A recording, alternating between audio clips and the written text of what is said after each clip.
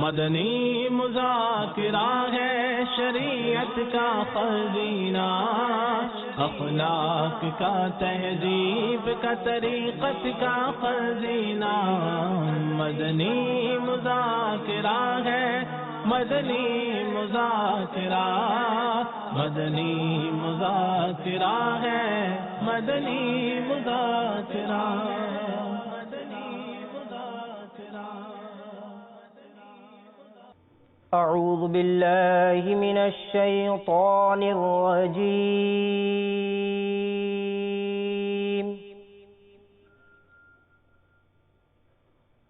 بسم اللہ الرحمن الرحیم،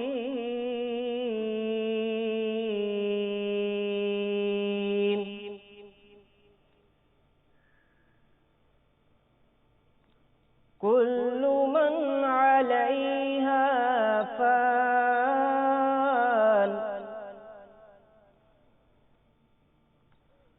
وَيَبْقَى وَجْهُ رَبِّكَ ذُو الْجَلَالِ وَالْإِكْرَامِ،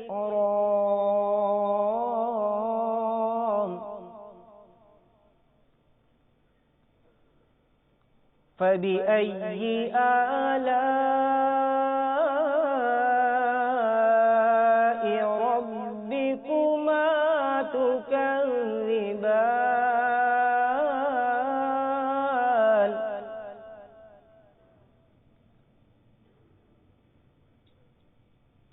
يَسْأَلُهُ مَن فِي السَّمَاوَاتِ وَالْأَرْضِ كُلَّ يَوْمٍ هُوَ فِي شَأْنٍ، فَبِأَيِّ آلَاءِ رَبِّكُمَا تُكَذِّبَانِ،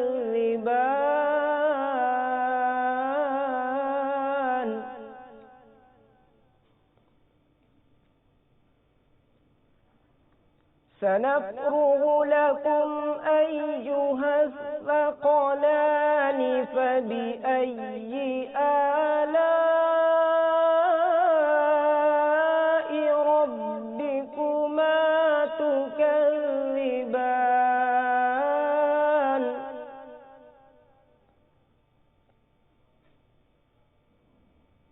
يَا مَعْشَرَ الْجِنِّ وَالْإِنسِ إِنِ اسْتَطَعْتُمْ أَن تَنفُذُوا مِنْ أَقْطَارِ السَّمَاوَاتِ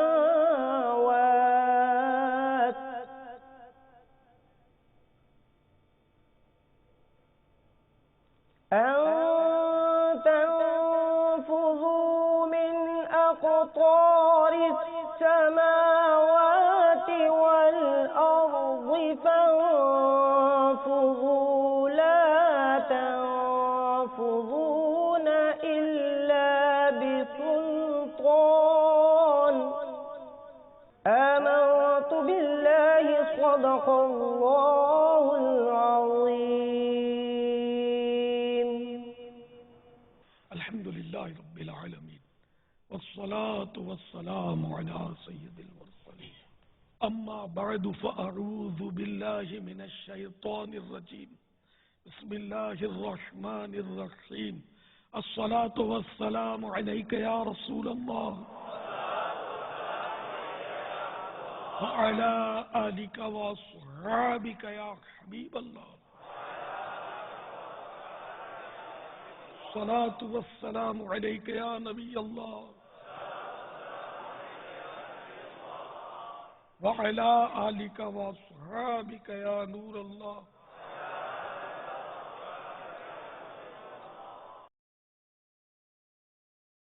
فرمان مصطفیٰ صلی اللہ تعالی علیہ وآلہ وسلم، جو مجھ پر روز جمعہ درود شریف پڑھے گا میں قیامت کے دن اس کی شفاعت کروں گا۔ صلو علی الحبیب صلی اللہ تعالی علی محمد۔ الحمدللہ 1433 سنہ ہجری کے ربیع النور کی آج 7ویں شب ہے. ہماری اوبی وین خانے وال پہنچی ہوئی ہے. واہ کیا بات ہے، مدینے کی خانے وال کا نام سن کر دیکھو مسکرانے لگے. سبحان اللہ. الحمدللہ مدنی مذاکرے کا سلسلہ ہے. مدنی مذاکرے میں انشاءاللہ ہم پہلے مزید ثواب بڑھانے کے لیے نیتیں کیے لیتے ہیں کہ جب تک کسی نیک کام کی نیت نہ کی جائے ثواب نہیں ملتا. نیت زبان سے کہنا شرط نہیں ہے، دل میں نیت ہو کہ جب بھی کوئی نیک کام کر رہے ہو تو یہ نیت ہو کہ میں یہ اللہ کی رضا کے لیے کر رہا ہوں. پھر بھلے وہ باقاعدہ پرتکلف نیت نہ کرے، بلکہ اصل تو نیت کی وہی صورت ہے کہ جب نیتوں کی عادت ڈالیں گے شروع میں تکلف سے کرنا ہوگا. شروع میں ظاہر ہے کہ وہ یاد کرنا پڑے گا، تکلف کرنا پڑے گا. آہستہ آہستہ بعض ایسے کاموں کی عادت پڑ جائے گی کہ اس کا تکلف کی عادت نہیں رہی. جب کر رہے ہوں گے تو ذہن میں ہوگا کہ میں یہ اللہ کے لیے کر رہا ہوں، ثواب کے لیے کر رہا ہوں. تو حسب حال اچھی اچھی نیتیں کرنی ہے آپ کو. جیسے اب کسی کو 1 گھنٹہ مدنی مذاکرے میں بیٹھنا ہے اور میں کرواؤں گا نیت اول تاخیر کی، اور اول تاخیر کو تو ظاہر ہے کہ 1 گھنٹے سے زیادہ ہی وقت لگتا ہے. تو پھر اپنے کو جتنا بیٹھنا ہے اتنے کی نیت آپ نے کرنی ہے. اسی طرح حسب حال ذہن نصیب اول تاخیر بیٹھ ہی جائے اگر کوئی مجبوری نہ ہو تو کیا بات ہے. انشاءاللہ وہ ملے گا کہ آخرت میں انشاءاللہ مدینہ ہو جائے گا.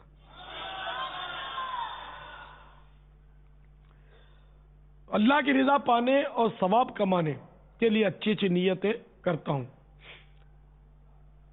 اول تاخیر مدنی مذاکرے میں شریک رہوں گا. از ابتدا تا انتہا موبائل فون بند رکھوں گا. بیچ میں بھی نہیں کھولوں گا، میسج بھی چیک نہیں کروں گا، یہ بھی نہیں دیکھوں گا کہ کس کس کا فون آیا ہے. کیونکہ فون دیکھیں گے تو وہ پھر وہ یوں جی چاہے گا اگر اس کا فون آیا چلو یار کر لیتے فون. پھر آپ کونے میں فون کرنے جائیں گے، مسجد سے باہر کرنے جائیں گے، یا جہاں یہ مدنی چینل میں آپ دیکھ رہے ہیں کھانے والے وہ کہیں آگے پیچھے، کیونکہ مسجد میں تو ہے نہیں، کہیں باہر ہی ہیں، تو فون کرنے لگیں گے تو پھر آپ رہ جائیں گے. مدنی مذاکرے کی کچھ نہ کچھ برکتیں کم ہو جائیں گی. کپڑے یا بدن یا داڑھی یا سر کے بال سہلانے، دریوں سے دھاگے نوچنے، فرش پر انگلیوں سے کھیلنے، ادھر ادھر دیکھنے، باتیں کرنے، ٹیک لگانے، پردے میں پردہ نہ ہونے کی صورت میں گھٹنے کھڑے کر کے دوسروں کے لیے بد نگاہی کا باعث بننے، گھٹنوں میں سر رکھنے، دوسرے کو اشارے کرنے، اٹھ کر چل پڑنے وغیرہ سے بچتے ہوئے علم دین کی تعظیم کی خاطر جہاں تک ہو سکا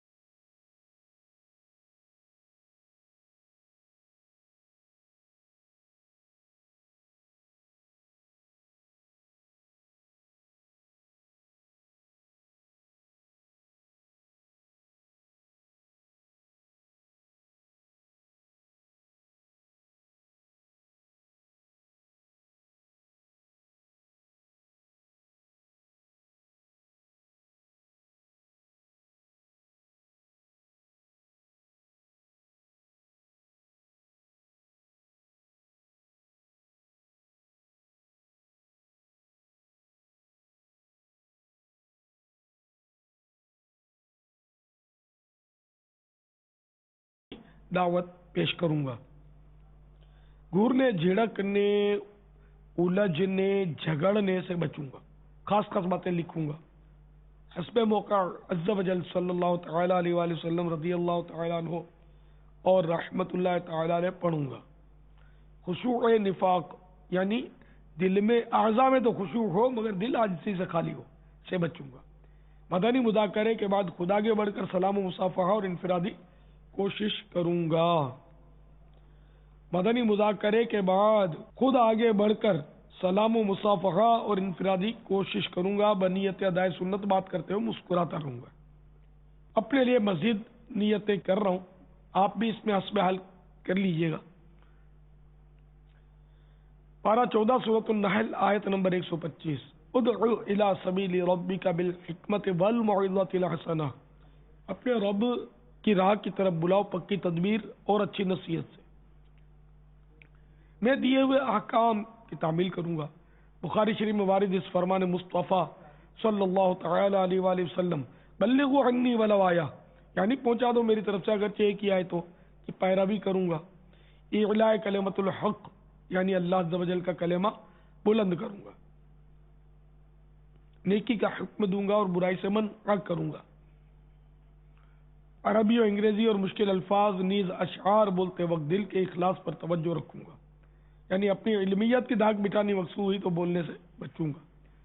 مدنی قافلے مدنی انعامات نیز علاقہ دورہ برائے نیکی کی دعوت، مدرسۃ المدینہ، جامعۃ المدینہ، دار المدینہ وغیرہ کی رغبت دلاؤں گا. کہا لگانے اور لگوانے سے بچوں گا. نظر کی حفاظت کی عادت بنانے کی خاطر جواب دینے وغیرہ کے دوران حتی الامکان، بلکہ بیٹھے ہوئے بھی نیچی نگاہیں حتی الامکان رکھوں گا. فالتو جملے اور غیر ضروری الفاظ سے اجتناب کروں گا. آج کے مدنی مذاکرے اور اب تک کی جو نیکیاں میرے پاس ہیں ان پر اللہ کی رحمت سے ملنے والا ثواب برائے جناب رسالت مآب صلی اللہ تعالی علیہ وآلہ وسلم اور بوسیلہ رحمت للعالمین صلی اللہ تعالی علیہ وآلہ وسلم، یہ ثواب جملہ انبیاء و مرسلین، خلفاء راشدین، امہات المؤمنین، تمام صحابہ و تابعین و تبع تابعین، ائمہ مجتہدین، علماء کاملین، مشائخ عاملین، بزرگان دین، کل مؤمنات و مؤمنین، کل مسلمات و مسلمین کو پہنچے. یہ ثواب امام اعظم، غوث اعظم، غریب نواز شیخ شہاب الدین سہروردی، خواجہ بہاؤالدین نقشبندی، مجدد الف ثانی امام غزالی، خصوصاً شہیدان و اسیران کربلا، زخمی کربلا اور تمام اہل بیت اطہار کو پہنچے. یہ ثواب مفتی دعوت اسلامی حاجی مشتاق اور تمام مبلغات و مبلغین مرحومین کو پہنچے. یہ ثواب دعوت اسلامی کے لیے وقف مدینہ ہونے والے نیز 12 ماہ والے، 25 ماہ والے اور ہر ماہ 3 دن پابندی سے سفر کرنے والے اور ہر مہینے 10 تاریخ کے اندر اندر مدنی انعامات کا رسالات جمع کروانے والے اسلامی بھائیوں اور اسلامی بہنوں کو پہنچے اور مدنی برقع والیوں کو بھی پہنچے. رب یسر وتمم بالخیر. صلو علی الحبیب صلی اللہ تعالی علی محمد. الحمدللہ مدنی مذاکرے کا سلسلہ ہے. آپ سوالات کیجیے، ہر سوال کا جواب اور وہ بھی ثواب دے پاؤں یہ ضروری نہیں، بھول کرتا پائیں فوراً میری اصلاح فرمائیں.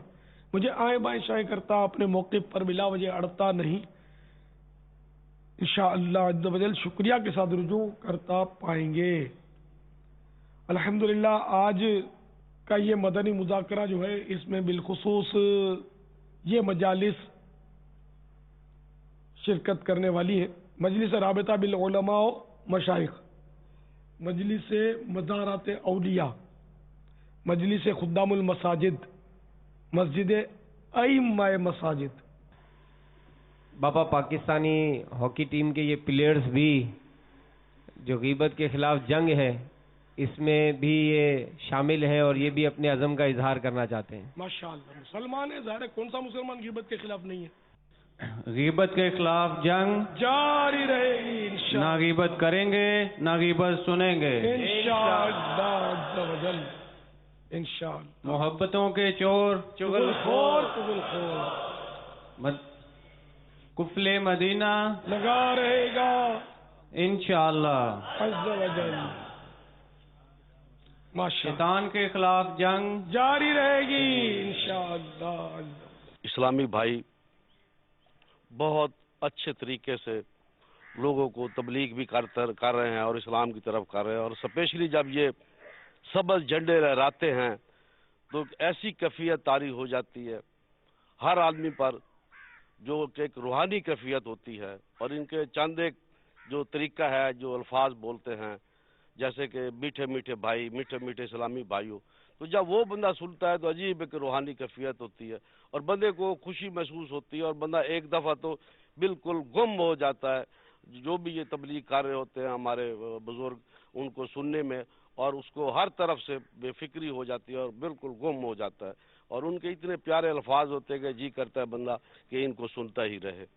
حضرت، میرا آپ سے ایک سوال ہے کہ میں ایم پی اے ہوں اور ہماری کوشش ہوتی ہے کہ لوگوں کی بہتری کے لیے جو بھی کام ہم کر سکیں کرتے اور کر رہے بھی ہیں. میں آپ سے یہ سوال کروں گا، یہ گزارش کروں گا، آپ ہمیں پلیز اسلام کے مطابق کوئی ایسا طریقہ بتائیں کہ ہم زیادہ سے زیادہ اپنی پبلک کی خدمت کر سکیں. اور کیونکہ اس وقت میں سمجھتا ہوں کہ پاکستان کو ہم سب کی ضرورت ہے، ہم نے بہت پاکستان کو کمزور کر لیا ہے، اور اس وقت علماء کرام کو بھی پاکستان کی ضرورت ہے کہ وہ اپنے مزید اچھے مشورے، کیونکہ قرآن پاک میں ہر چیز کا حل ہے، اور میں چاہتا ہوں کہ آپ اسلام کی روح سے ہمیں کوئی ایسا مشورہ دے کہ ہم کس طرح اپنے ملک کی زیادہ سے زیادہ اور عوام کی زیادہ سے زیادہ خدمت کر سکتے ہیں. اللہ اللہ. دیکھیے، کام شروع ہوتا ہے گھر سے. پہلے تو اپنا یہ 6 فٹ کا وجود جو ہے نا، اس پر آدمی اسلام نافذ کرے. اب سر سے چلتے ہیں تو سر پر ٹوپی بھی نہیں، امامہ دور کی بات، چہرہ تو وہ داڑھی سے خالی، بال تو وہ بھی انگریزی، کھال بھی وہ عجیب و غریب. تو بہرحال یہ کہ وہ لباس، تراش خراش، یہ سب ختم کر کے صحیح اسلامی حلیہ سنتوں بھرا بندہ بنا دے. اگر یہ ذہن سب کا بن جائے تو مدینہ مدینہ ہو جائے.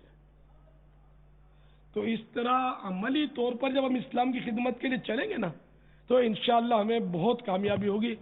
یہاں اسلام کا عموماً نام جو لیتے ہیں نا، خود ان کا اپنا کوئی ٹھکانہ نہیں ہوتا. وہ اسلام کے بارے میں نعرے لگاتے ہوتے ہیں، نمازوں کا ان کا اپنا کوئی ترکیب ہوتی نہیں اتنی. اب یہ کہ خود جب اپنے اوپر ہی کوئی چیز نافذ نہیں کر سکے تو اتنے بڑے ملک میں ہم کیسے نافذ کریں گے؟ جیسے وہ باپ بچے کو بولتا ہے بیٹا سگریٹ مت پی، خبردار تو نے سگریٹ پی تو، اور پھر وہ سگریٹ نکالی، منہ میں لگائی، لائٹر نکالا کر کے، اور بچہ دیکھ رہا ہے ابو مجھے سگریٹ نہیں پینے دیتے، اور خود یہ کش پہ کش لگائے جا رہے ہیں. ضرور یہ سگریٹ میں کوئی ہے کہ ابو مجھ سے چھپا رہے ہیں اور مجھے محروم رکھنا چاہتے ہیں. تو ظاہر ہے بچہ کیا کرے گا؟ آپ کے روم میں ابو کے تو چھپ کے پیے گا سگریٹ.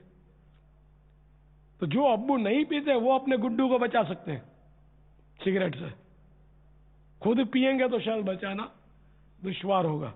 غالباً امام اعظم کی طرف بھی منسوب ہے کہ ایک خاتون اپنے بچے کو لائیں کہ میرا بچہ گڑ بہت کھاتا ہے، تو آپ نے فرمایا کہ تم کل آنا. تو وہ پھر کل لے کر آئی بچے کو. وہ بچے کو فرمایا بیٹا گڑ زیادہ نہ کھایا کرو.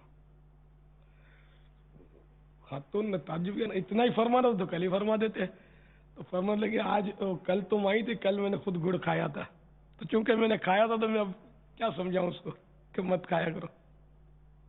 اس طرح یعنی کا واقعہ وہ تفسیر نعیمی میں لکھا ہے، یہ سمجھانے کے لیے کہ جو خود کرتا ہے وہی دوسرے کو کہے گا تو اس کا اثر کیسے پڑے گا. بلکہ قرآن کریم میں تو اس کی نص بھی موجود ہے، اور اس کی تفسیر جو بھی ہو، لِمَ تَقُولُونَ مَا لَا تَفْعَلُونَ، وہ بات کیوں کہتے ہو جو کرتے نہیں. تو ہمارے یعنی کہ ہم کرتے کچھ بھی نہیں ہے، اور ہم چاہتے ہیں کہ سب کچھ ہو جائے، سب کرنے لگے ہم کچھ نہ کریں. تو پھر یہ کہ جب ہم کچھ نہیں کریں گے، ہم چاہتے ہیں سب کرنے لگ جائیں، تو یہ پھر کیسے کرنے لگ جائیں گے؟ یعنی جو اپنے نفس کو نہیں مار سکا وہ دوسروں کے نفسوں کو کیا خاک مارے گا؟ پہلے اپنے نفس کو مارے نا.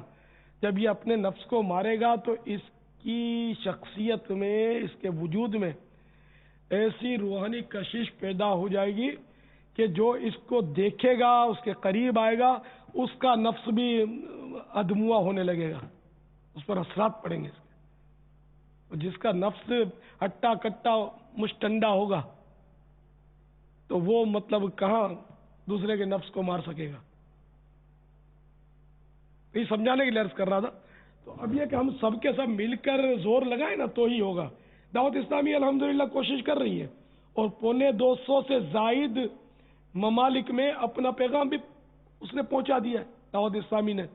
اور آپ دیکھتے ہی ہیں کہ اتنی مطلب ہے کہ عملاً اسلام کی خدمت ہو رہی ہے، عملی طور پر، لباس میں، چہرے میں، کردار میں، الحمدللہ دعوت اسلامی والوں کے اسلام جھلکتا رہتا ہے، صرف باتیں نہیں ہیں، کام ہے اللہ کے فضل و کرم سے۔ ہاں لیکن ظاہر بے عمل بھی کم نہیں ہے ہمارے، تو ہر جگہ ہوتا ہے حساب کتاب اس طرح کا۔ لیکن غنیمت ہے کہ دعوت اسلامی کی تحریک ہمیں مل گئی کہ جس نے لاکھوں لاکھ مسلمانوں کے دلوں میں شمع عشق رسول فروزہ کر دی۔ تو مل جل کر انشاءاللہ کوشش کریں تو ہمارا ملک بھی سنتوں کا گہوارہ بن جائے گا، نہ صرف ہمارا ملک بلکہ انشاءاللہ دنیا بھر میں انشاءاللہ دین کا ڈنکا بج جائے گا۔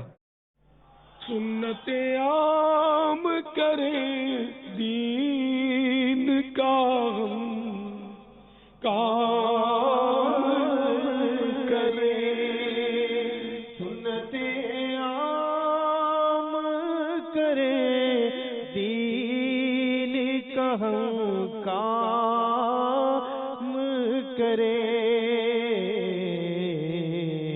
نیک ہو جائے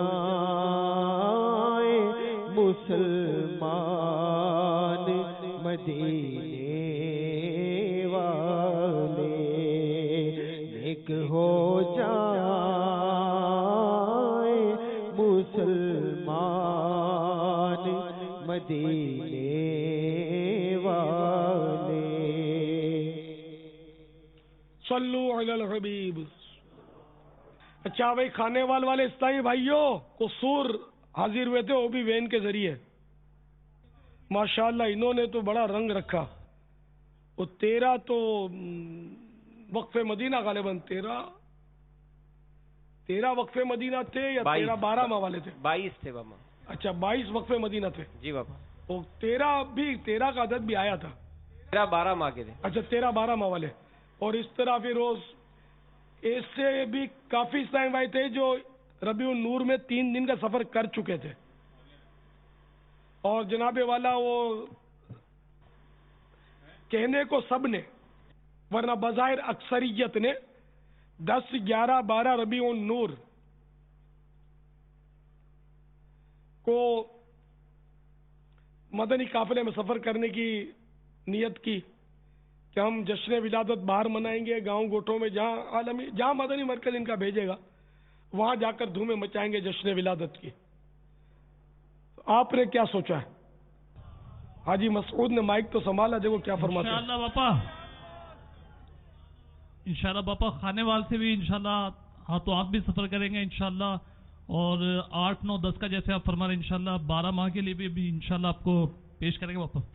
10 11 12 ربیع النور، جمعہ ہفتہ اتوار، جا کر وہ اجتماع ذکر و نعت بھی وہیں کرنا ہے جہاں آپ کا قافلہ سفر کرے، دیہات میں اور چک میں، دیہات میں انشاءاللہ انشاءاللہ، اور جلوس میلاد میں بھی وہیں شرکت کر کے خوب جھنڈے لے جانے اور خوب وہاں مرحبا کی دھومیں مچانی ہے انشاءاللہ عز و جل۔ تو یہ تو آپ نے فرمایا، یہ کچھ فرمائیں گے جو بیٹھے ہوئے؟ 10 11 12 10 11 12 12 ماہ کے لیے بھی انشاءاللہ پیش کریں گے۔ پہلے مسعود یہ پکا تو کرنے تو 3 دن کا، تو 12 ماہ میں 3 دن میں جائیں گے میرے یار، یہ کھانے والے میں ان کو جانتا ہوں۔ نہیں باپا انشاءاللہ، آپ مننے تھے جب سے میں کھانے والا تھا باپا انشاءاللہ۔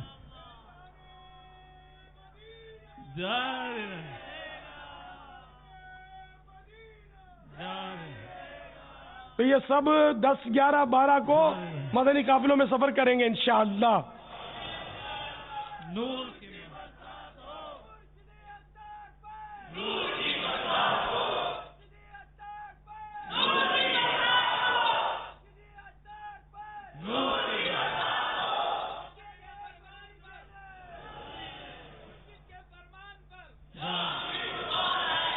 माशाअल्लाह कल जो था वाले ना, हाजिर है बापा।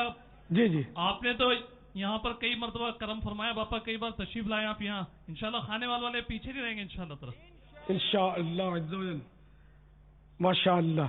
तो अब ये कि 12 माह वाले कितने, वक्फे मदीने वाले कितने हैं इसमें खाने वाले में इस वक्त? इंशाल्लाह मदीना ये पहले से तरकीब बनाकर मदीना- तोहफा पेश करना 12 होता माह है। वाले इस्लाम भाई, बकिया इस्लाम में बैठ जाए। ये तो 3 दिन वाले हैं, ठीक है ना? इंशाअल्लाह 10, 11, 12 रबीउन नूर। जी इंशाल्लाह बापा 10, 11, 12 के लिए तो आप सब इस्लाम ने भी आपको अक्सर ही इंशाल्लाह ताला 10, 11, 12 को तो इंशाल्लाह ताला सफर करेंगे। और जो नहीं है उनको भी इंफरादी कोशिश के जरिए तैयार करना है। इंशाल्लाह बापा ये 12 माह के लिए इंशाल्लाह ताला हमारे इस्लाम भाई हाजिर। एक मिल आगे गए, आ जाए एक मिल गए माशाअल्लाह। बापा ये 12 माह के लिए इंशाल्लाह ज़वजल सुभान अल्लाह। आ जाए मदीना। बापा वक्फे मदीना भी हाजिर है। 2 है। अच्छा आप इनको ना बुलाएं, कैमरा वहां भेज दें, कैमरा का रुख हो जाएगा तो ये हाईलाइट हो जाएंगे।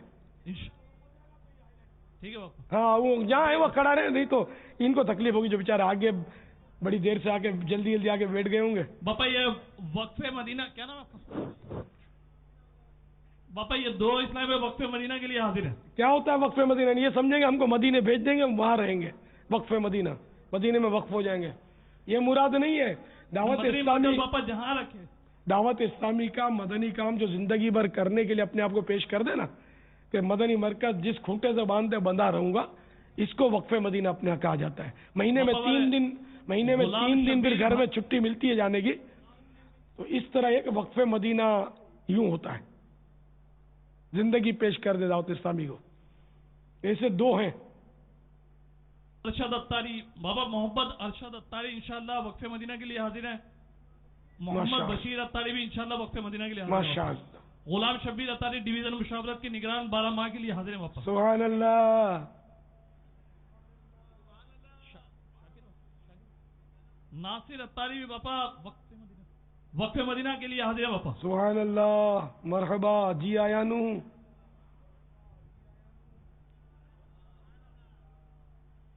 तीन इस्लाम में बापा वक्फे मदीना के लिए हाजिर है। और माशाअल्लाह, 2 इस्लाम में अल्हम्दुलिल्लाह 12 माह के लिए बापा हाजिर है। माशाअल्लाह, बापा वक्फे मदीना के लिए एक और इस्लाम में तैयार हो गए। माशाअल्लाह, 4 इस्लाम में बापा वक्फे मदीना के लिए हाजिर है। माशाअल्लाह, माशाअल्लाह, बापा एक और इस्लाम भाई भी वक्फे मदीना के लिए हाजिर है। सुभान अल्लाह। आला हज़रत की 25वीं शरीफ की निस्बत से 25 माह वाले भी कुछ अगर मिल जाए इंशाल्लाह बापा 25 माह वाले भी इंशाल्लाह। भाई जल्दी जल्दी बापा की खिदमत में अपने आप को 25 माह के लिए भी पेश कर दें। कौन कौन है?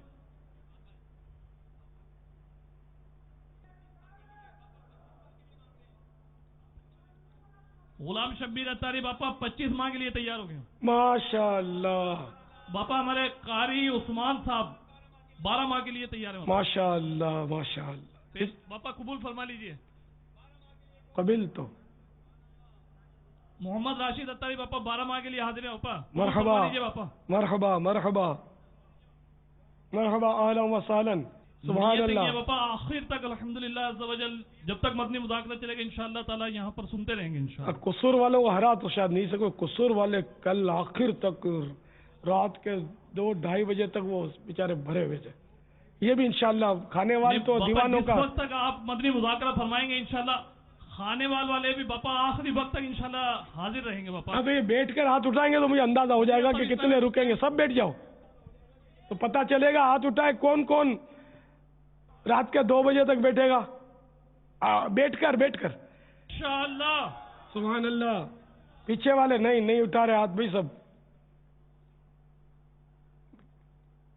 नहीं, सब नहीं उठा रहे हाथ रात के 2 बजे तक। आज यार आपके यहाँ तो जिंदगी में पहली बार इस तरह, यहाँ के दीवानों को हक है ना यार कि बेचारे रोजाना ही बैठ रहे हैं। बाज इस्लामी भाई चेहरे नजर आते हैं जो डेली आखिर तक बैठे रहते हैं फैजान मदीना में। बापा जामिया के एक तालिब इल्म के इम्तिहानात हो रहे, वो भी अव्वल ताखिर शिरकत करते हैं आखिरी इत्तिलात तक। कल दौरे हदीस वाले 1-1:30 बजे मेरा ख्याल इन्होंने बताया कि 80% मौजूद है। جی باپا، یہاں فیضان مدینہ میں بھی جامعہ کے ایک طالب علم ہے جو اب تک پوری باپا، رات ترکیب رہی ہے ان کی. جذبہ ہے یار. تو یہ نعرے اس لیے لگا رہے ہیں کہ ہم رکیں گے. باپا انشاءاللہ یہ آخری وقت تک تمام اسلامی میں رکیں گے باپا. انشاءاللہ وہ تو آپ کا اسکرین پر میں دیکھ لوں گا رکے کہ نہیں رکے. انشاءاللہ نظر آتا رہتا ہے, باپا سمجھ پڑ انشاءاللہ جاتی ہے. آخری وقت تک آپ کو انشاءاللہ کیمرہ میں ہاتھ کھڑے کر کے باپا کی خدمت میں. کیمرہ چالاکی کرتا ہے, پردہ رکھنے کا کرتا ہے, مگر باپا سمجھ جاتا ہے. عوام سمجھے نہ سمجھے باپا اندازہ ہو جاتا ہے باپا کو کہ کتنے ہیں. کوئی بات نہیں, خیر انشاءاللہ. نہیں باپا انشاءاللہ کیمرے کی آنکھ بھی باپا, اور آپ تو ہمیں الحمدللہ ویسے بھی ملاحظہ فرما رہے ہیں, انشاءاللہ تعالیٰ آپ دیکھیں گے کہ آخری وقت تک باپا انشاءاللہ انشاءاللہ انشاءاللہ. صلو علی الحبیب صلی اللہ تعالی علی محمد. جاری رہے گا, جاری رہے گا انشاءاللہ. باپا آج جیل خانہ جات کے بھی مجلس کا بھی چونکہ مدنی مذاکرہ ہے, ایک تاثر اس حوالے سے ہے. واہ. حضور السلام علیکم ورحمۃ اللہ وبرکاتہ. وعلیکم السلام ورحمۃ اللہ وبرکاتہ. میں اس وقت سینٹر جیل کراچی سے 9 سال کے بعد رہا ہو کر کے سیدھا فیضان مدینہ میں تشریف لے کر آیا ہوں. حضور میں باہر کی دنیا میں بہت کچھ نہیں حاصل کیا تھا, مگر سینٹر جیل میں آ کر کے میں نے کلام پاک پڑھا اور بہت کچھ سیکھا. 9 سال کے عرصے میں میں نے بہت کچھ حاصل کیا. اس وقت سینٹر جیل کے اندر میں بہت اچھی تربیت دی جا رہی ہے اور ہم لوگ اچھا تعلیم حاصل کرتے ہیں اندر, ماشاءاللہ نماز کی تربیت وغیرہ وغیرہ بہت سارے کچھ. اس وقت لوگ سینٹر جیل میں مدینی چینل کو دیکھ رہے ہیں. ماشاءاللہ. ہاں بھائی, یہ 9 سال کا قیدی کوئی کہے گا ان کو اتنی بڑی داڑھی رکھ لی. باپا غالباً ابھی فیضان مدینہ میں ہی موجود ہے. ماشاءاللہ ماشاءاللہ سبحان اللہ. اللہ آپ کو مبارک کرے, دعوت اسلامی کا مدنی ماحول آپ نے اپنایا. ماشاءاللہ ماشاءاللہ. نظر آ نہیں رہے مجھے وہ جو ہاتھ اٹھاتے ہیں ساتھ میں, آئیے آپ سمجھ پڑے. جی باپا ماشاءاللہ مبارک. دیکھو جھنڈا لہرا رہی ہے سابقہ قیدی, اور انشاءاللہ مبلغ بنیں گے دعوت اسلامی کے انشاءاللہ.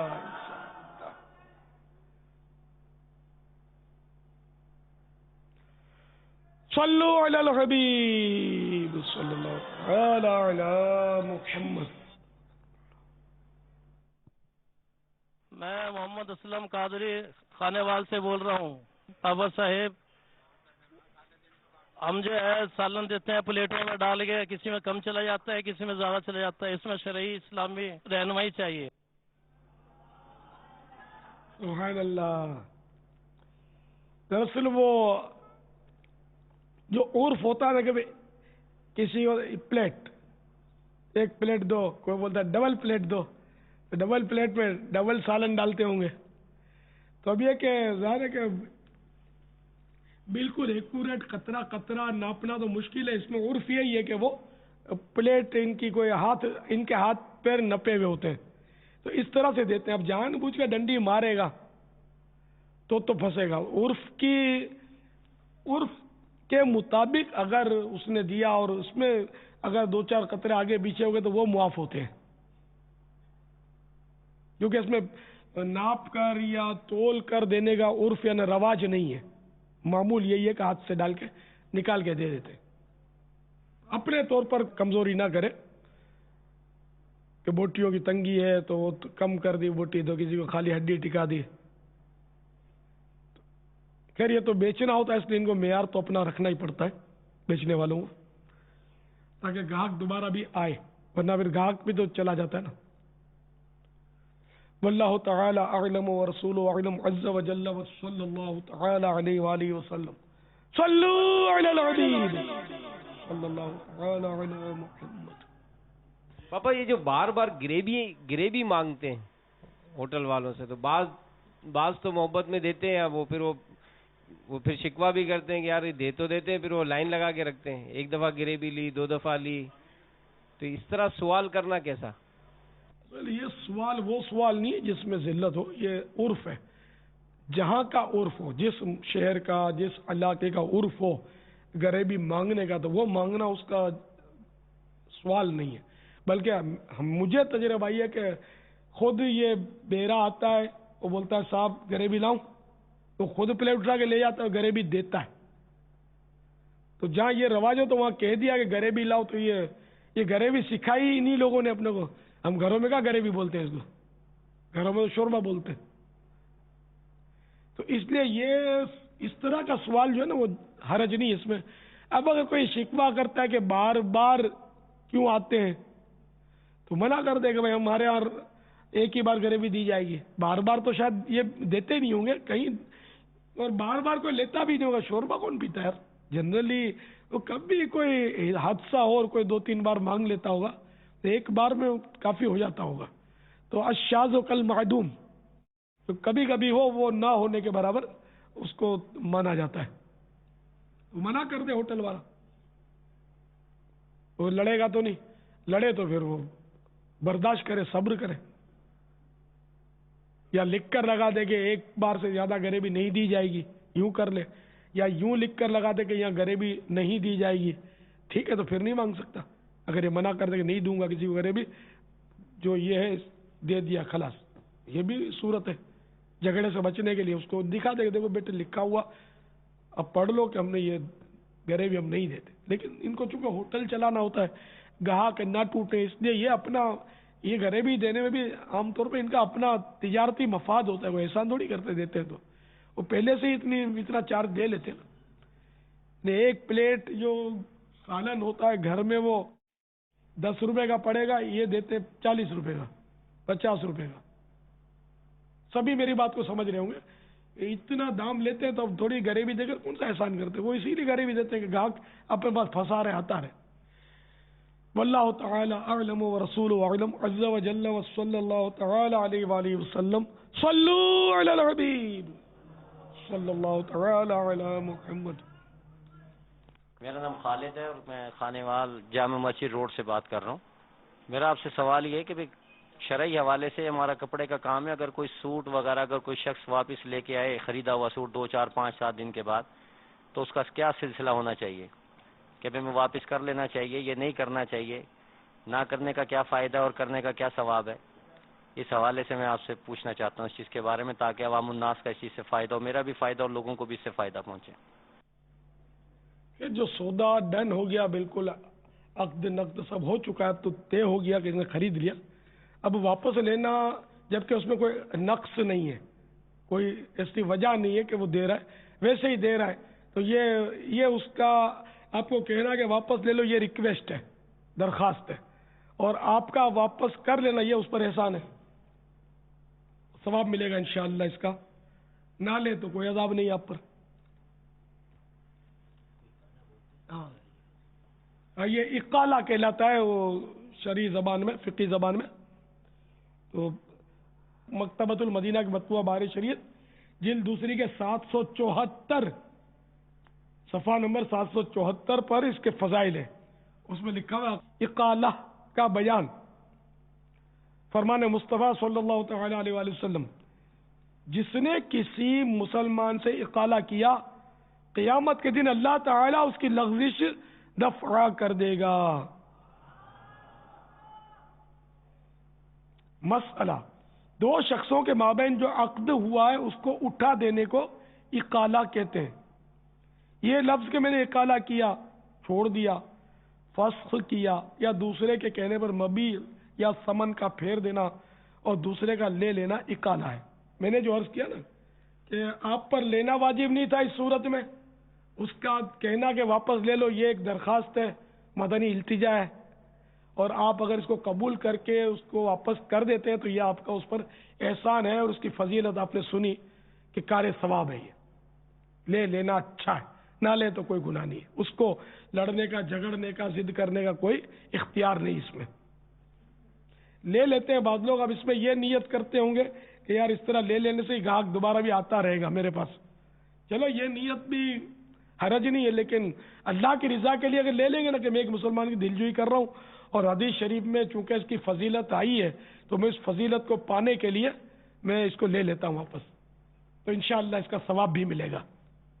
واللہ تعالی اعلم ورسولہ اعلم عز وجل وصلی اللہ تعالی علیہ وآلہ وسلم صلو علی الحبیب صلی اللہ تعالی علیہ وسلم۔ باپا یہاں عالمی مدنی مرکز فیضان مدینہ میں آج اورنگی ٹاؤن، مہاجر کیمپ، سعید آباد اور بلدیہ ٹاؤن کے اسلامی بھائی آئے ہیں۔ ماشاءاللہ، جب غریبوں کے علاقوں کو آپ بلاتے ہو نا ماشاءاللہ یہ اجتماع کو بھر دیتے ہیں یار۔ سبحان اللہ۔ ہاں یار وہ ماشاءاللہ وہ بھرا ہوا آج تو اجتماع۔ سبحان اللہ۔ اور ماشاءاللہ 9 بج گئے ابھی تک بیٹھے ہوئے لوگ ماشاءاللہ۔ صلو علی الحبیب صلی اللہ تعالی علی محمد۔ جاری رہے گی، جاری رہے گی، جاری رہے گی انشاءاللہ عز وجل۔ شاہ صدر سے بول رہا ہوں۔ میرا سوال ہے کہ اکثر لوگ زیارتوں پہ جاتے ہیں اور ان کو چومنا جائز ہے کہ ناجائز ہے، یہ ذرا ہمیں رہنمائی فرمائیں۔ زیارتوں کو، مزاروں کو زیارتیں بولتے ہیں۔ مزار کو چومنے کے بارے میں علماء کا اختلاف ہے، جائز بھی بولتے ہیں، ناجائز کا تو نہیں پڑھا میں نے، لیکن وہ جائز بھی بولتے ہیں۔ اور اعلیٰ حضرت رحمۃ اللہ تعالی علیہ نے یہ ارشاد فرمایا کہ احوط منع ہے، یعنی احتیاط منع ہے اس میں کہ کیونکہ بعض علماء نے یہ لکھا ہے کہ صاحب مزار سے، مزار شریف سے 4 ہاتھ دور رہنے میں تعظیم ہے۔ 2 ہاتھ، 4 ہاتھ میں نے 2 گز یا 2 میٹر سمجھ لیں، 2 میٹر یعنی 4 ہاتھ دور رہنے میں ادب ہے، تعظیم ہے اہل اللہ کی، ولی اللہ کی۔ تو اب جب 4 ہاتھ دور رہنے میں تعظیم ہے تو چومنے کا تصور کیسے ہو سکتا ہے؟ تو یوں اعلیٰ حضرت نے لکھا، لیکن اگر کوئی قبر کو چومتا ہے تو اس پر کوئی گناہ نہیں ہے، ناجائز نہیں ہے۔ اور اگر کوئی اس کو سجدہ کہتا ہے تو وہ خیانت کرتا ہے یا پھر وہ جاہل ہے، اس کو سجدے کی تعریف معلوم نہیں کہ سجدہ کس کو بولتے ہیں۔ سجدہ تو 7 ہڈیوں پہ ہوتا ہے۔ یہ چوم لینا تو بیٹے کو بھی تو چومتے ہیں، اپنے بچے کو چومتے ہیں، کوئی سجدہ ہو گیا کیا؟ اس کے گال پہ ہونٹ رکھے تو بچے کے۔ حجر اسود کو چومنا تو سنت ہے، اللہ نصیب کرے۔ تو چومنے کو کوئی سجدہ تھوڑی ہے، بس جھک کے چوما یوں کر کے، تو کیا مزار کو اٹھا کے منہ پہ رکھیں گے کیا؟ حجر اسود کو یوں اٹھا کے منہ پہ رکھو گے، منہ اپنا حجر اسود کی طرف لے جاؤ گے؟ چلو مدنی منع کو آپ یوں اٹھا کر اپنے منہ کی طرف لے جانا، لیکن آپ ہر چیز کو تو منہ کی طرف نہیں لے جا سکتے۔ قرآن پاک کو بھی تو ہم چومتے ہیں نا، اور میٹھے مصطفیٰ کا نام سن کر بھی انگوٹھے چومتے ہیں، الحمدللہ۔ تو جس کو جائز ہے اس کو چومتے ہیں ہم، صلی اللہ تعالی علیہ وسلم۔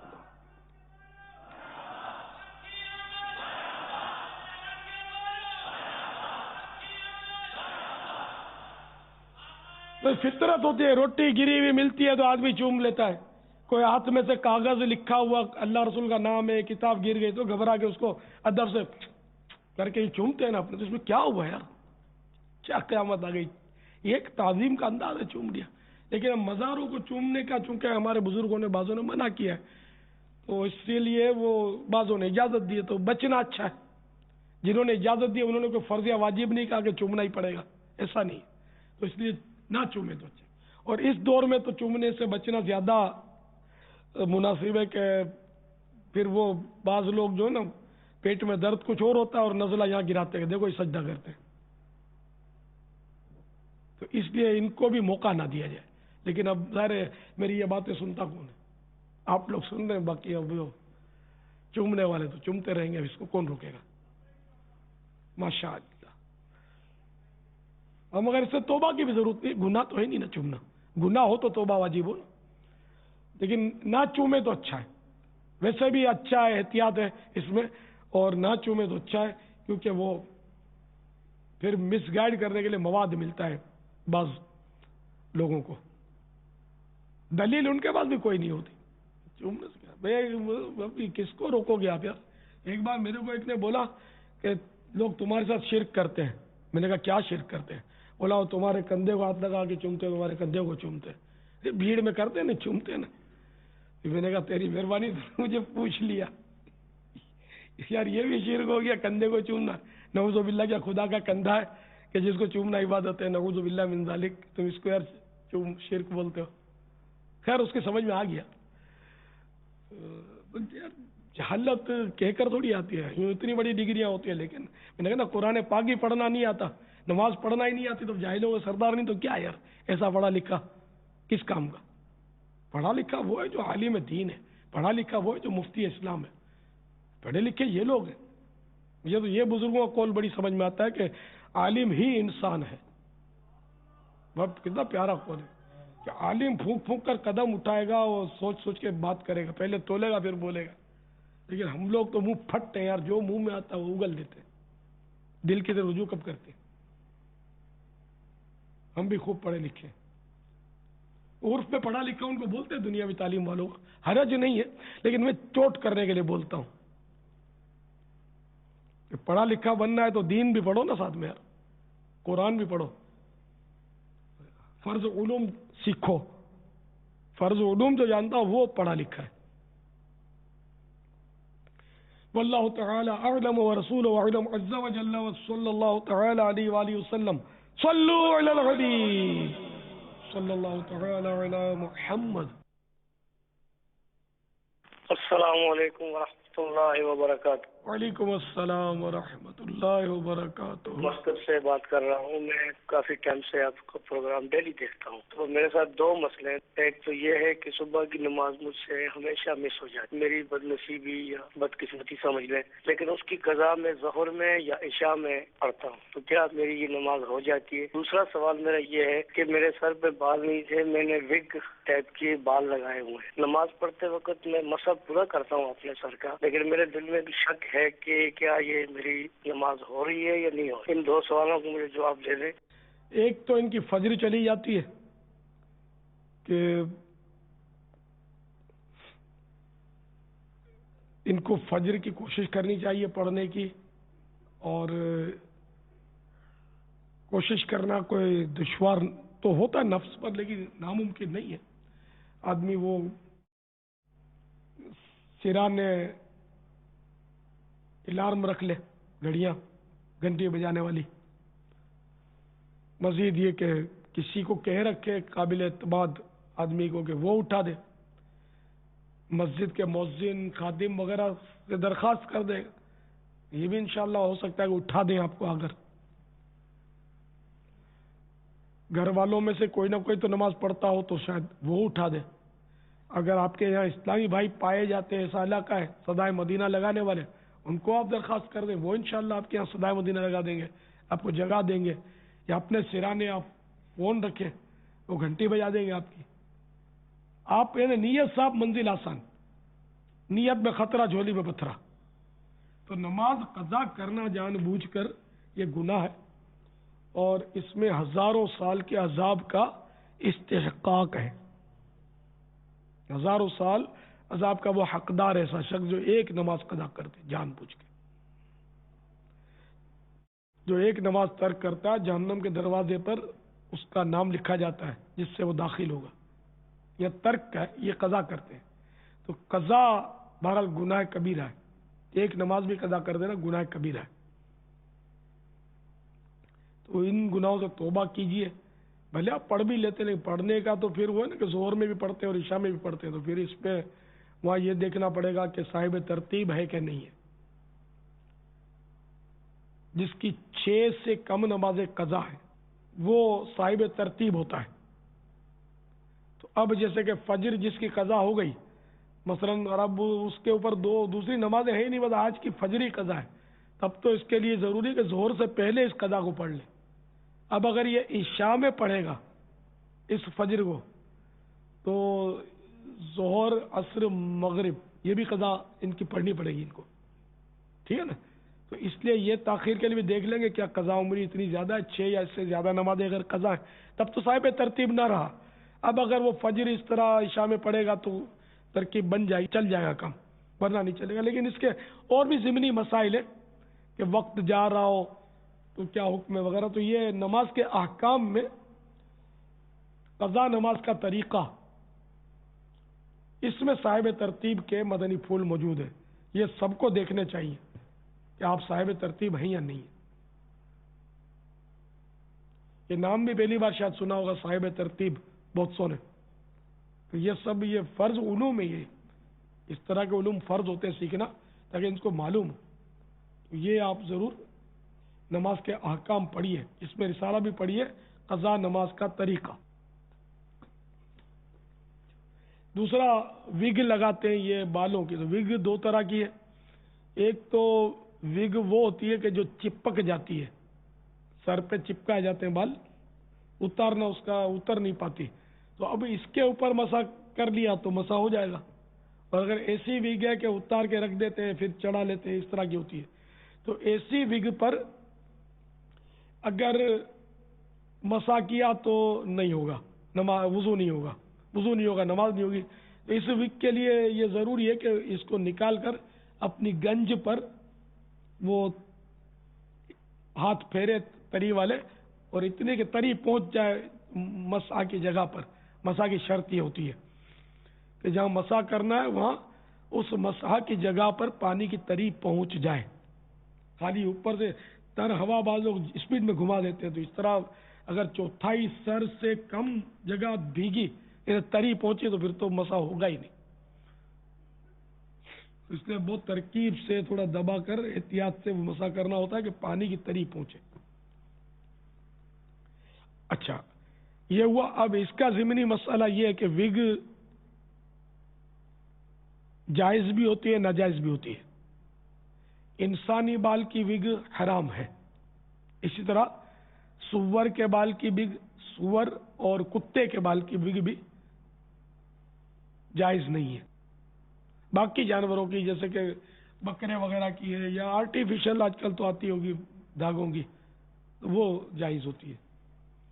واللہ تعالی اعلم ورسولہ اعلم عز وجل وصلی اللہ تعالی علیہ وآلہ وسلم. صلوا علی الحبیب وعلی محمد. السلام علیکم بابا جی کو. وعلیکم السلام ورحمۃ اللہ وبرکاتہ. میرا سوال یہ ہے کہ ہم نے جھنڈا لگایا تھا, کرایہ دار مکان ہمارا, اور اس نے جھنڈا اتروا دیا, تو ہم آگے کیا کریں؟ آپ اس کے بارے میں ہمارے کو بتائیں.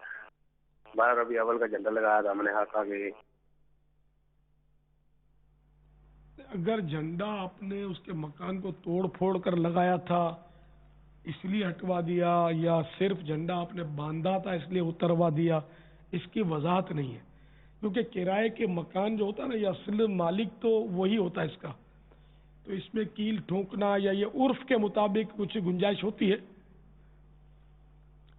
اور توڑ پھوڑ کرنے کی اس میں اجازت نہیں ہوتی جب تک مکان مالک اجازت نہ دے. بلکہ گورنمنٹ کے بھی اس میں مسائل ہیں توڑ پھوڑ زیادہ کرنے پر. تو وہ کس طرح کا جھنڈا کیوں ہٹوایا وہ اپنے سوال میں وضاحت نہیں کی, لہذا وہ دارالفتاء اہل سنت سے رجوع کر لیں. ہاں اگر آپ نے صرف باندھا تھا مکان میں اور اس نے ہٹوایا تو اس کو یہ ہٹوانے کا حق نہیں تھا کہ اس کے مکان کو اس سے کوئی نقصان نہیں پہنچ رہا, یہ اس نے غلط کیا. یا اس کا روب ایسا ہے کہ آپ کو ہٹانا پڑا, یا دھمکی دی ہوگی مکان خالی کرو, تو اب مجبوری ہے, اس نے کیا بہرحال غلط کیا. اور اگر آپ نے مکان توڑ پھوڑ دیا تھا اس کا اور اس نے آ کر کہا کہ نہیں اس میں مت لگاؤ اس طرح توڑ پھوڑ کر, اور آپ تو اس کو بند کر کے بھی دینا پڑے گا وہ توڑ پھوڑ جو آپ نے کروائی. تو صورت سوال کی واضح نہیں تھی. واللہ تعالی اعلم ورسولہ اعلم عز وجل وصلی اللہ تعالی علیہ وآلہ وسلم. صلوا علی الحبیب صلی اللہ تعالی علی محمد.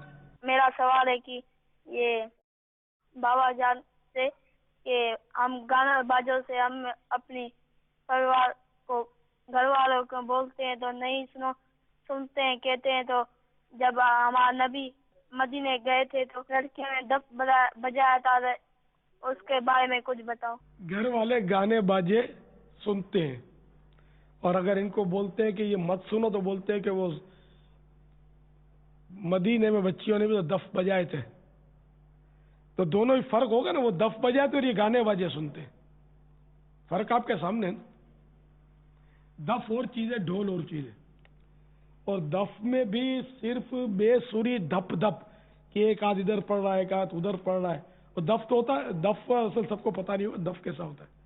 یہ دف ہے, جیسے یہ ڈبہ ہے, اس میں ایک طرف یہ چمڑے کا ڈھول جیسا بنا ہوا ہے ڈبہ یا جو بھی پیالہ ہے ایک طرف, اور دوسری طرف یہ خالی ہوتا ہے دف. دونوں طرف اگر یہ ڈھک دیا اس کو تو یہ ڈھول کہلاتا ہے. ایک طرف وہ چمڑا لگایا جاتا ہے اس پر. اب اس کو یہ ایک ہاتھ یوں پڑ رہا ہے, یوں پڑ رہا ہے, کس طرح پڑ رہا ہے, تو بے سری دھپ دھپ یہ جائز ہے. دف کی بے سری دھپ دھپ یہ جائز ہے. باقی اس میں بھی اگر دف میں جھانجر آج کل لگائے جاتے, جہاں دف چلتا ہے چلتا ہے غیر ملکوں بال ملکوں میں چل رہا ہے دف, وہ بس وہ تو اس میں وہ جھانجر لگاتے ہیں, پھر باقاعدہ وہ بہترین سر بناتے ہیں اس کا. تو یہ جائز نہیں ہے. ایک بار میں عربوں کے یہاں گیا تھا, وہ میں مدعو تھا, وہاں کچھ ترکیب تھی کہ میرے کو جانا تھا وہاں کہیں ملک میں. تو وہ اندر وہ میلاد میں سے پہلے تو ہوتی تھی, لیکن کئی بار گیا تھا میں, لیکن یہ اس بار یہ وہ خوب دھوم دھام سے دف بج رہے تھے. تو میں تو اندر گیا نہیں, میں تو نہیں جاؤں گا. باہر میں کھڑا رہا, میں نے سننا بھی نہیں یہ آوازیں دبا دھپ کی. وہ بڑے سر بن رہے تھے, وہ چل رہی تھی, وہ میلاد چڑھ رہی تھی. مزہ تو اس میں زیادہ آتا ہے دھپ دھپ میں اندر نہیں گیا. پھر وہ آیا اور ایسا یاد پڑتا ہے کہ اس نے بند کروایا, اور پھر میں اندر چلا گیا ان لوگوں کا. یہ کیونکہ شرن جائز نہیں ہے, یہ بے سری دھپ دھپ ہونی چاہیے. سر بنے تو ناجائز, جھانجر ہو تو ناجائز. تو یہ ہمارے گانوں میں تو خوب میوزک ہوتا ہے. اب تو پرانی بنسریاں اور یہ سب ختم ہو گئے. اب تو ایک سے ایک آلات نکلے, اور کیا کیا یہ لوگ بجاتے ہیں, اور ایسے ایسے سر بناتے ہیں, کیا ایسے ایسے سر نکلے, آپ کو حیرت ہوگی کہ وہ سر سن سن کر بندہ اتنا مست ہوتا ہے خودکشی کر دیتا ہے. یہ بھی دنیا میں سر ایجاد ہو گئے, آپ کے لیے نئی بات ہوگی, کیونکہ یہ اس میں واقعی ایک جادو ہوتا ہے. آپ نے وہ سپیروں کو دیکھا ہوگا کہ وہ بنسری بجاتے ہیں اور وہ سانپ ناگ نکلتا ہے اور یوں جھومتا ہے. تو یہ دف جو ہے اس کی مطلب یہ کہ یہ گانے باجے اور دف کی کوئی آپس کی ہے نہیں, ترکیب ہے نہیں. تو اس لیے گانے باجے سننا حرام ہے. ہمارے علماء نے اس کو حرام لکھا ہے, ناجائز لکھا ہے, گناہ لکھا ہے. گانے باجے نہیں سننا چاہیے. کہیں ایسا نہ ہو کہ حرام سننے کی وجہ سے مرنے کے بعد کانوں میں کیل نہ ٹھوک دیے جائے. ایک روایت ہے نا کہ میرے آقا صلی اللہ تعالی علیہ وآلہ وسلم نے ایک منظر یہ بھی دیکھا کہ آنکھوں اور کانوں میں کیل ٹھکے ہوئے تھے کچھ لوگوں کے. تو آپ کی خدمت میں عرض کیا گیا کہ یہ وہ سنتے تھے جو آپ نہیں سنتے, یہ وہ دیکھتے تھے جو آپ نہیں دیکھتے. تو خیر اس میں گانے باجے کی صراحت نہیں ہے, کہ مطلب یہ کہ جو سرکار صلی اللہ علیہ وسلم نہیں دیکھتے تھے یہ وہ دیکھتے تھے. توجہ وہاں یہی جاتی ہے کہ حرام, کیونکہ ورنہ یہ کہ سرکار صلی اللہ تعالی علیہ وسلم کا مطلقاً کسی چیز کو نہ دیکھنا وہ حرام تو نہیں ہو جائے گا. بہت ساری ایسی چیزیں ہوتی ہیں جہاں سرکار صلی اللہ تعالی علیہ وسلم نے توجہ نہیں فرمائی ہوگی. خیر تو گناہ ہے یہ کام گانے باجے سننا, تو اس کو ہرگز ہرگز نہ سنا جائے. واللہ تعالی اعلم ورسولہ اعلم عز وجل وصلی اللہ تعالی علیہ وآلہ وسلم. صلو علی الحبیب صلی اللہ تعالی علی محمد. میرا نام الیاس حیات ہے, اور میرا حضرت صاحب سے یہ سوال ہے کہ کیا ربیع النور میں چندہ جو لوگ لیتے ہیں کیا یہ جائز ہے؟ اللہ اللہ, چندہ کرنا تو جائز ہے یہ جشن ولادت کے لیے, مگر اس میں ایسی ضد نہ کی جائے جس سے کسی کا دل دکھے, ایذا پہنچے. درخواست کر دی جائے, وہ دے دے تو ٹھیک ہے, اس کو انفرادی کوشش کرے اگر تو بھی حرج نہیں ہے, لیکن ضد ایسی نہ کرے, ایسا اصرار نہ کرے کہ وہ اگلا جو اس کو تکلیف میں آ جائے. بعض لوگ ایسا کرتے, ایسا اصرار کرتے کہ وہ اگلا پریشان ہو جاتا ہے. یا بعض ایسے لچے شودے ہوتے ہیں, بدماش ہوتے ہیں علاقے کے, وہ چندے کرتے ہیں اور ان سے ڈر کے, ان کے روب کی وجہ سے, ان کے شر سے بچنے کے لیے بندہ دے دیتا ہے. تو جو کسی کے شر سے بچنے کے لیے دیا جائے وہ رشوت ہوتی ہے, चंदा फिर और वो सवाब इसको मिलेगा, वो तो दिया ही डर के कि अब इसको नहीं दूंगा तो ये बदनाम करेगा, गालियां बकेगा या कोई मारपीट करेगा, तो इसको दे दिया, ये जान छोड़ा कुत्ते के मुंह भी हड्डी डाली और क्या रिश्वत ही दी। चंदा ये नेकी नहीं है, ये देना जायज है, किसी के शर से बचने के लिए अगर देना पड़ा तो, लेने वाले के हक में हराम है। मजा तो ये है कि अपने पल्ले से करें। आपके बेटे की शादी में भी आपने शायद मकान सजा होगा तो किसी से चंदा थोड़े किया होगा, जेब से ही किया होगा। तो आमिना के लाल की खुशी मना रहे तो अपने जेब को हरकत दो ना, जिनका दिया हुआ उन्हीं की तो खुशी मना रहे। वही तो फरमा रहे इन्नमा अना कासिमु वल्लाहु युअती, अल्लाह अता करता है मैं तकसीम करता हूँ। तो जिनकी अता से जिनके सदके में मिला आपको, अब उन्हीं के जश्न विलादत के लिए अब लोगों को क्या परेशान करना था। जितना अपने से हो सके करें, इतना भी क्या जरूरी है कि लोगों के दिल दुखा कर लेकर भी हम वो बस वो एक अड़ी होती है और वो जिद होती है मैं इतनी करूंगा, कंपटीशन होता है उतना करूंगा, ये इस तरह मतलब नहीं है, ऐसा ना करें। बस खुशदिली से जो दे उससे ले, जिद ना करें। वल्लाहु तआला अअलम व रसूलुहु अअलम अज़्ज़ा व जल्ला व सल्लल्लाहु तआला अलैहि व आलिहि वसल्लम। सल्लू अलल हबीब सल्लल्लाहु तआला अला मुहम्मद। अस्सलामु अलैकुम व रहमतुल्लाहि व बरकातुहू। वालेकुम अस्सलाम व रहमतुल्लाहि व मोहम्मद बरकातुहू। जावेद अत्तारी कोट सुल्तान जिला लिया से बात कर रहा हूँ। जान की बारगाह में मेरा सवाल ये है कि नाबालिग बच्चों से रबीउल अव्वल की तैयारियों के लिए चंदा लेना जायज है या नहीं? नाबालिगों से तो किसी किस्म का चंदा नहीं ले सकते, जबकि वो उन पैसों का मालिक हो। हाँ, अगर उनको ये कहा, जैसे मदरसों में कहा जाता है कि आप लोग एक एक रुपया या 10-10 रुपया ले आओ अपने घर से, तो ये नाबालिग बच्चे अपने माँ बाप से लाते होंगे। तो अगर बच्चों को ये कहा कि अपने वालिदैन से लाकर दो, तो ये इसमें हरज नहीं है, ये नाजायज नहीं है। नाबालिग बच्चे की अपनी मिल्क जो है, इसको जो खर्ची मिली थी या कहीं ईदी या तोहफा मिला था बसरन और उसने जमा किया था, और अब इसमें से कहना कि इसमें से तुम दे दो, ये जायज नहीं है। बच्चा अपनी खुशी से भी नहीं दे सकता, उसको बच्चे को भी इजाजत नहीं है इसकी। अगर ऐसा चंदा लिया भी है तो उसको वापस लौटाना पड़ेगा, उस बच्चे को दे दे। वल्लाहु तआला अअलम व रसूलुहु अअलम अज़्ज़ा व जल्ला व सल्लल्लाहु तआला अलैहि व आलिहि वसल्लम। सल्लू अलल हबीब सल्लल्लाहु तआला अला मुहम्मद। मोहम्मद शकील कुरैशी बात कर रहा हूँ हैदराबाद से। मैं साहिब से पूछना ये चाहता हूँ कि मुसलमान का जो आखिरत में मीज़ान कायम होगा मुसलमान के लिए, और उसको दोज़ख और जन्नत के मुतालिक अल्लाह ताला उसका फैसला फरमाएंगे। लेकिन एक सवाल जहन में ये पैदा होता है कि जब इंसान को दफनाया जाता है मरने के बाद, तो उसकी कब्र या तो जन्नत का नमूना बन जाती है या उस पर अजाब शुरू हो जाता है।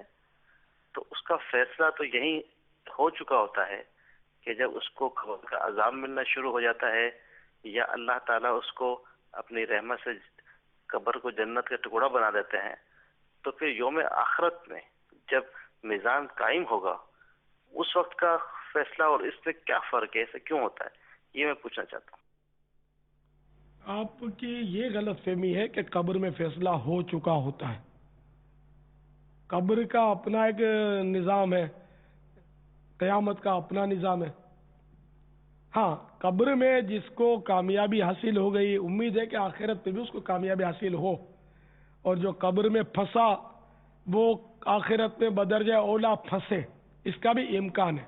लेकिन ये भी कोई ज़रूरी नहीं, कब्र में हो सकता है जिसको अजाब हो और वो किसी की दुआ से उसका वो अजाब उठ जाए और क़यामत का भी अजाब उठ जाए, उसका शफाअत से बख्शा जाएगा। तो ये अल्लाह तबारक व तआला की मशीयत पर है, उसकी मर्जी पर है, वो जो चाहे करे, वो किसी का पाबंद नहीं है। तो इसलिए वो कब्र में फैसला नहीं होता, फैसला क़यामत के दिन ही होगा। वल्लाहु तआला अअलम व रसूलुहु अअलम अज़्ज़ा व जल्ला व सल्लल्लाहु तआला अलैहि व आलिहि वसल्लम। सल्लू अलल हबीब सल्लल्लाहु तआला अला मुहम्मद। مدنی مذاکرہ ہے شریعت کا خزینہ، اخلاق کا تہذیب کا طریقت کا خزینہ، مدنی مذاکرہ ہے، مدنی مذاکرہ، مدنی مذاکرہ ہے، مدنی مذاکرہ۔